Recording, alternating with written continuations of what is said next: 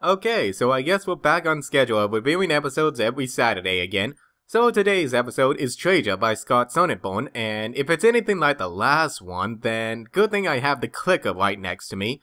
So the main six are on their way to the Rainbow Falls again for the Traders Expo. Now one thing that I noticed from the beginning that seems to be a concern to others is the structure of the episode's multiple stories all happening at once. We have Rainbow Dash and Fluttershy going out to trade for a first edition Daring Do book, while Applejack and Rarity head off to find some vintage items, and Twilight stays behind to trade her books away with a sales pitch from Pinkie Pie that would make the Flim Flam brothers jealous. This makes me think back to the episode Castlemania, but instead everyone gets a new partner while Spike is left in the background. While this is fun to see in the show, it can get a little scattered here and there, but I believe it did a good job with each story by keeping us entertained throughout each one without looking like filler in the episode.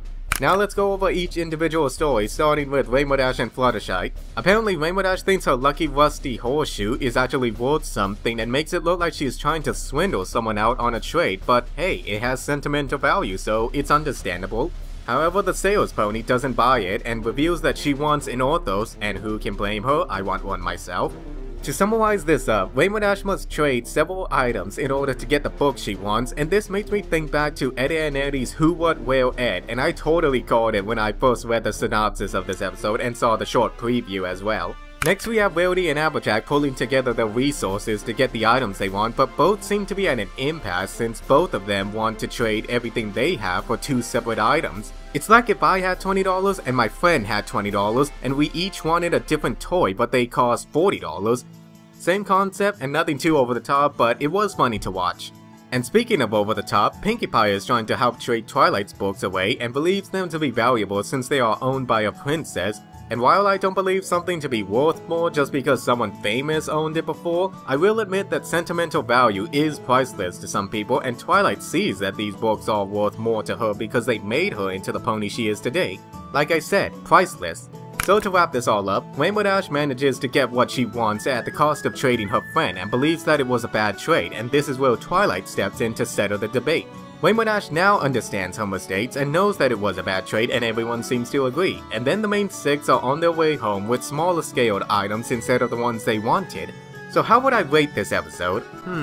Well, a 4 out of 5 stars seems fair for now. I thought it was an alright episode without anything too abating towards the overall story, or multiple stories to be exact. This episode has a decent amount of good qualities in world building, character interactions, and unique items and sales ponies. Not to mention the small bits of continuity with the Power Ponies comments and the book Twilight was glued to when Spike owed Applejack a life debt. That is pretty interesting. Plus we actually get to see Twilight's princess hood get noticed for once in the season by the adults, but I think this is due to the fact that a princess is needed at the exchange as sort of the judge that decides who is in the right. Does it make up for what happened in Rarity Takes Manhattan? I could care less. Compared to Scott's last episode, I would say his writing has gotten better in this one. I'm Record, and I have to go find someone with an Orthos and would be willing to trade. Thanks for watching.